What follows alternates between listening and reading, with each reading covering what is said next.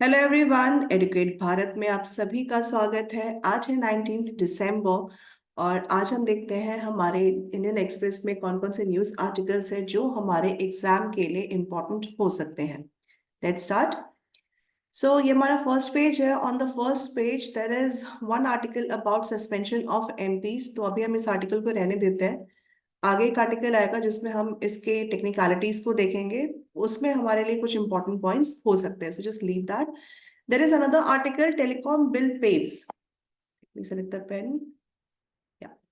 Telecom Bill paves way for allocation of satellite spectrum. So ये article हमारे लिए थोड़ा इम्पोर्टेंट है, जो कि सैटेलाइट स्पेक्ट्रम से एसोसिएटेड है। और एक ये टेलीकॉम बिल को अभी टेबल किया गया है इंडी पार्लियामेंट। इस पर डिस्कशन अभी हो रही है। So how it is going to change the communication in the coming years. तो उसके लिए ये इम्पोर्टेंट हो सकता है। तो हम इसको अभी जीएस पेपर 2 के गवर्नमेंट पॉलिसी, जो हमारा पेपर 2 का गवर्नमेंट पॉलिसी वाला सेक्शन है, उसमें हम इसको रखते हैं। इस पे और डेवलपमेंट्स हमें देखने को मिलेगी। सो जो भी इसका फाइनल एक स्वरूप होगा वो हमारे एग्जाम के लिए रेलिवेंट हो सकता है। So just for the knowledge हम इसको एक बार ही पढ़ लेंगे। चलिए, now will move on to the another pages. और आज हमें थोड़े बहुत ही आर्टिकल्स है जो कि हमारे हमारे लिए इम्पोर्टेंट है, जो हमें पढ़ना है एग्जाम के लिए। नाउ क्या, एक आर्टिकल है ऑन पेज नंबर 6 जिसमें सस्पेंशन ऑफ एमपीज को लेकर के बात की गई है। लेकिन ये जो सस्पेंशन है वो 1989 के सस्पेंशन की बात है। तो उसमें एक छोटा सा पॉइंट है जो कि रेलिवेंट है, जिसको मैंने यहाँ पे हाईलाइट भी किया है। सो हेडिंग है, rewind when 63 MPs were suspended from Lok Sabha in 1989 for unruly conduct. ठीक है, तो जैसे आज कुछ एमपीज को सस्पेंड किया गया, मतलब इस वाले सेशन में सस्पेंड किया गया, वैसे ही 1989 में 63 एमपीज को सस्पेंड किया गया था। क्यों सस्पेंड किया गया था, तो यहाँ पे मैंने इसको हाईलाइट कर दिया है। देयर वाज अ रिपोर्ट जिसको टेबल किया गया था जस्टिस ठक्कर कमीशन के द्वारा। ठीक है, उनकी एक रिपोर्ट थी। किस चीज की रिपोर्ट थी? That inquired the assassination of prime minister Indira Gandhi in 1984। जो 1984 में इंदिरा गांधी का असैसिनेशन हुआ था, उसको उसका जो एक खोजबीन थी, इंक्वायरी थी, उसको टेबल किया गया था इस ठक्कर कमीशन रिपोर्ट के में। So commission was named after justice M P Thakkar who headed this commission. ठीक है, तो ये एक इंपॉर्टेंट फैक्ट है जो कि मैंने इसको हाईलाइट कर दिया ऑलरेडी, तो आप इसको प्रीलिम्स के लिए सिक्योर कर सकते हो। चलिए, now will move on to the next. और कौन से आर्टिकल्स हमारे लिए इंपॉर्टेंट हो सकते हैं? चलिए, on page number 7 there is one article, centre launches forest certification scheme to counter foreign agencies. Centre launches for forest certification scheme. अब ये फॉरेस्ट सर्टिफिकेशन स्कीम क्या है? बेसिकली ये हमारे जीएस पेपर 3 एनवायरमेंट सेक्शन के लिए इंपॉर्टेंट है। क्योंकि हमें पता है कि COP28 अभी अभी हुआ है, उसके पहले भी जो भी कॉन्फ्रेंस ऑफ पार्टीज होती रही हैं उसमें क्लाइमेट चेंज को लेकर के बहुत सारे वादे किए गए हैं। उस पर काम भी करना शुरू किया गया। 2030 इज द टारगेट ईयर, जब हमें कुछ जो टारगेट्स दिए गए हैं उनको अचीव करना है।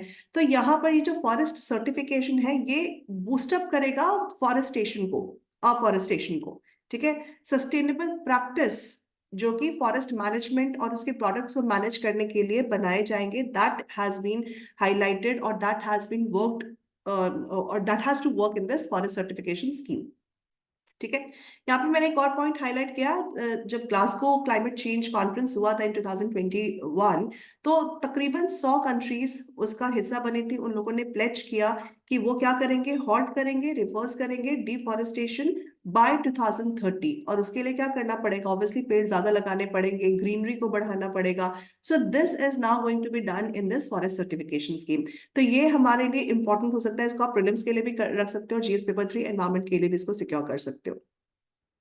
चलिए, now moving on to the next. So page number 8, कोई खास आर्टिकल्स इसमें है नहीं जो कि हमारे एग्जाम के लिए रेलिवेंट हो, तो हम इसको स्किप कर देंगे। 9 को भी हम स्किप कर देंगे। Now will come on page number 12। Page number 12 में जो कि हमारा एडिटोरियल सेक्शन है, वहां पे कुछ आर्टिकल्स हमारे लिए इंपॉर्टेंट है। जैसे एक आर्टिकल है, plug the breach. Plug the breach attack on ICMR website should drive efforts towards more robust digital data systems। तो ये आर्टिकल हमारे लिए इंपॉर्टेंट है साइबर सिक्योरिटी वाले सेक्शन का, क्योंकि ये साइबर सिक्योरिटी से रिलेटेड एक मैटर है। जीएस पेपर 3 में हम इसको कैटेगराइज कर सकते हैं। और data leak, basically Ayushman Bharat digital mission एक डिजिटल मिशन है जिसमें जो हेल्थ इंश्योरेंस है उनके डेटास को सेव सिक्योर रखा गया, बट वो डेटा क्या हुआ, लीक हो गई। तो ये एक साइबर अटैक है जिसके तहत, या साइबर सिक्योरिटी का मामला है जिसकी वजह से क्या हुआ कि जो डेटा थी, लोगों की पर्सनल डिटेल्स थी, वो लीक हो गई है। तो इससे जो मेडिकल इकोसिस्टम है उस पे भी वो भी हैम्पर हुआ। प्लस रैंसमवेयर अटैक जो कि रिसेंटली एम्स में हुआ था, उससे जो गवर्नमेंट की जो इंटरनल फंक्शनिंग है, हॉस्पिटल की जो इंटरनल फंक्शनिंग है, that has been disrupted. Plus जो डेटा ब्रीच है उसका इशू हाईलाइट हुआ। तो ये कुछ इंपॉर्टेंट मैटर्स है जो कि हमें इस आर्टिकल्स में मिल जाएंगे। एंड अगर साइबर सिक्योरिटी के प्रॉस एंड कॉन्स, या फिर साइबर सिक्योरिटी या साइबर इश्यूज के से रिलेटेड कुछ ऐसा ऐसे या फिर कोई ऐसा क्वेश्चन आपको एग्जाम में आता है, so you can simply make out certain points from this article. ये आपके लिए इंपॉर्टेंट हो सकता है। Now another article which we have to read, a climate for change. ये भी एक इंपॉर्टेंट आर्टिकल है। For an efficient energy transition, governments, private sector, multilateral institutions have to come together. तो यहाँ पर देखो, सिंपली ये हाईलाइट क्या है इस आर्टिकल का, कि अगर हमें एफिशिएंट एनर्जी ट्रांजिशन करना है तो क्या करना है, तो क्या करना पड़ेगा, जितने भी एजेंसीज है, everybody has to come together on the common platform, then only we will be able to survive, we will be able to create a sustainable development programme for climate change. So ये article हमारे environment section के लिए, GS paper 3 environment section के लिए important है। और इसमें काफी सारे आपको कुछ कीवर्ड्स भी मिल जाएंगे, जैसे कि नेट जीरो एमिशन, तो इसका मतलब पता होना चाहिए, meaning of net zero emission. Then Nairobi declaration, so क्या क्या हुआ था नायरोबी डिक्लेरेशन में। एंड इसके अलावा जैसे ग्लोबल सोलर फैसिलिटी है, जो कि इंटरनेशनल सोलर अलायंस का एक इनिशिएटिव है, which is aiming to create 2050 million dollar for to create 1600 megawatt solar projects in Africa। तो ये इसके कुछ डिटेल्स आपको पता होनी चाहिए। तो इसमें बहुत सारे इंपॉर्टेंट फैक्ट्स एंड पॉइंट्स आपको मिल जाएंगे which is relevant for your examination. तो इसको पढ़ना मैंडेटरी है। Now we'll move on to the next page, the ideas page. Ideas page पे एक आर्टिकल है, it is India's time. A small but fast-growing part of economy is central to speeding up growth. It can also re-energize the sluggish farm and manufacturing sector. तो ये एक economy वाले section के लिए GS paper 3 में हमारे लिए important हो सकता है कि इंडिया के पास पोटेंशियल है अपनी इकोनॉमी को ग्रो करने का। स्लोली स्टेडीली इंडिया की इकोनॉमी ग्रो कर रही है, लेकिन इसको हमें क्या करना पड़ेगा, हमें अपना जो फार्म और मैन्युफैक्चरिंग सेक्टर है उसको री एनर्जाइज करना पड़ेगा। तो उसमें इस आर्टिकल में इसके रिलेटेड कुछ आइडियाज डिस्कस किए गए, तो आप इसको अपने कुछ इंपॉर्टेंट पॉइंट्स को फेच आउट कर सकते हो, उसको नोट्स बना सकते हो। And you can also, if any question comes on that basis, तो आप उसको यूज कर सकते हैं। चलिए, now will move on to the another pages. On economy page, page number 15, there are certain articles which can be important for our paper for examination. तो एक article है on PSU capex push, that is capital expenditure push, oil, highways, rails set the pace, steel, green power, trail। तो ये जो भी sectors हैं उनका एक इकोनॉमिक हेल्थ है जिसका डेटा यहाँ पे शेयर किया गया, कैपिटल एक्सपेंडिचर स्टेटस शेयर किया गया, that could be important for the paper. ठीक है, तो इसको आप एक बार ही पढ़ लेंगे इकोनॉमी सेक्शन के लिए। Then there is one article, Indigo becomes first Indian airline to touch 100 million passengers in a year। ये एक प्रीलिम्स का फैक्ट हो सकता है, ठीक है, एक स्टेट लेवल की प्रीलिम्स का फैक्ट हो सकता है, that which of the following airline has touched 100 million passengers in a year, that is Indigo. ऐसे क्वेश्चंस पूछे जा सकते हैं, तो हम इसको ये फैक्ट को याद रखेंगे। Then another is net direct tax mop up swells 21% to rupees 13.70 lakh crore in financial year 24। ये भी इकोनॉमी सेक्शन के लिए आप इसको पढ़ सकते हो कि जो नेट डायरेक्ट टैक्स का कलेक्शन है वो कितना इंक्रीज हुआ है, समय 21%। ठीक है, सो बस थोड़े बहुत इसमें कुछ पॉइंट्स हैं, तो as for the knowledge we can read that. Then there is another one, electric vehicle या EV bus penetration set to double next fiscal report। Share of electric buses is set to double next fiscal as per CRISIL report या CRISIL ratings report। ठीक है, तो ये rating आपके लिए थोड़ा important हो सकता है प्रीलिम सेक्शन में, तो इसको हम नोट कर सकते हैं।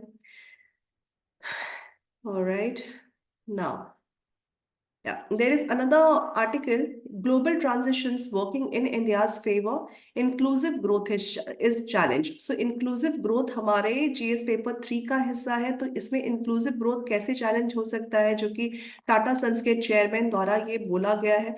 तो इसके इनके व्यूज क्या है इसके ऊपर, that you can have a note of it. और जैसे अगर कोई क्वेश्चन ऐसा आता है या इंक्लूसिव ग्रोथ पे ही, क्योंकि आपके सिलेबस का हिस्सा है, तो अगर इस पे कोई क्वेश्चन आता है तो you can simply write the statement as well that this person has quoted this, right. और उसको आप जस्टिफाई कर सकते हो, उसके पॉजिटिव बता सकते हो, नेगेटिव बता सकते हो। If you are in the favour, then favouring points you can, favourable points you can mention. So this way you can make your notes of this. Now on the world page, there is no certain article which could be important for our examination, तो हम इसको skip कर देंगे। So that is all in today's paper, ज़्यादा कुछ है नहीं जो कि हमें पढ़ना। Yeah, then there is another page, I forget, I skipped that. This is explained, जो कि बहुत important हिस्सा होता है हमारे न्यूज़पेपर का। सो यहाँ पर आपको कुछ अच्छे आर्टिकल्स मिल जाएंगे जो कि हमारे एग्जाम के लिए बहुत ही ज्यादा इंपॉर्टेंट हो सकते हैं। जैसे एक है, India's first winter of Arctic research, why it matters. तो आर्कटिक सर्कल पे या आर्कटिक जो रिसर्च सेंटर है उसका नाम क्या है, that you need to know, Himadri Arctic research station. ठीक है, इसका रेलिवेंस क्या है आज के डेट में, अगर वहां पे रिसर्च हो रही है तो क्यों रिसर्च हो रही है, इंडिया का क्या स्टैंड है, इंडिया का क्या पोजीशन है, that is very very important. ठीक है, तो ये आर्टिकल हमें मस्ट रीड है, ये पढ़ना है, और क्वेश्चन हम इस पे एक्सपेक्ट कर सकते हैं। Then there is another, how MPs are suspended. तो मैंने आपको स्टार्टिंग में बोला था कि हम एमपी के सस्पेंशन का आर्टिकल सेव रखेंगे, हम आगे एक आर्टिकल है जिसमें पूरी डिटेलिंग्स है, दैट वी कैन रीड। कि देखो, एमपी का सस्पेंशन तो हो गया, लेकिन क्या क्या प्रोविजंस है, क्योंकि पॉलिटी की जो टेक्निकलिटीज होती हैं आजकल उस पर क्वेश्चंस पूछे जाते हैं। तो क्या ग्राउंड्स है, प्रोविजंस है, क्या सेफगार्ड्स हैं जिसपे सस्पेंशन नहीं हो सकती है, या जो राइट्स है जो कि एक सस्पेंडेड एमपीज को मिले हुए हैं, या प्रोविजन क्या है उनको सस्पेंड करने का, कितने समय तक के लिए हो सकता है, every detail you can get in this article. How MPs are suspended: 78 opposition MPs are suspended from Parliament on Monday, 33 Lok Sabha से, 45 from Rajya Sabha, taking the number of suspensions this session to an unprecedented 92. So अभी तक total 92 MPs को suspend कर दिया गया है। क्या disruption थी हाउस में क्रिएटेड बाय दीज एमपीज, तो प्रोविजन क्या है, किस तरीके के एक्ट को हम डिस्ट्रप्शन मान सकते हैं, तो ये technicalities you need to know. तो ये आर्टिकल मस्ट रीड है, जीएस पेपर 2 पॉलिटी के सेक्शन के लिए हम इसको पढ़ सकते हैं। Next article is Center Writes to States All You Should Know About New COVID Variant JN.1। तो ये COVID-19 से एसोसिएटेड उसका नया वेरिएंट है। एज वी नो, अब ये एंडेमिक बन चुका है, अब ये रहेगा हमारे एनवायरमेंट में। तो कोविड पे ऑलरेडी बहुत सारे डिस्कशंस होते आ रहे हैं, अब एक इसका नया वेरिएंट है, तो ये कितना खतरनाक हो सकता है, कितना इसका रीच है, इसके स्प्रेड का, that we can have some idea. तो इसमें से हम ये नहीं बोल सकते कि बहुत इंपॉर्टेंट है, बट एक जनरल नॉलेज के लिए हम इसको पढ़ सकते हैं। So that is all. अब इसके अलावा हमारे पास कुछ आर्टिकल्स है नहीं जो कि आज के पेपर में इंपॉर्टेंट है। इतने आर्टिकल्स काफी हैं, ये हमारे एग्जाम में हमको हेल्प कर सकती हैं, और कुछ इंपॉर्टेंट पॉइंट्स को नोट डाउन आप कर सकते हो from these many articles. So that is all, आज के लिए बस इतना ही। और हमारे टेलीग्राम चैनल को सब ज्वाइन करना मत भूलिएगा, चैनल को सब्सक्राइब कीजिए, और definitely this is going to help you. जो आपका टाइम वेस्ट होता आ रहा है न्यूज़पेपर में, सो हमारा ये प्रयास है कि वो ना हो। तो जो भी रेलिवेंट है, क्या रेलिवेंट है इन दी आर्टिकल, वो भी जरूरी है समझना और पढ़ना। सो आज के लिए बस इतना ही। थैंक यू सो मच, आपका दिन शुभ रहे, बाय बाय, टेक केयर।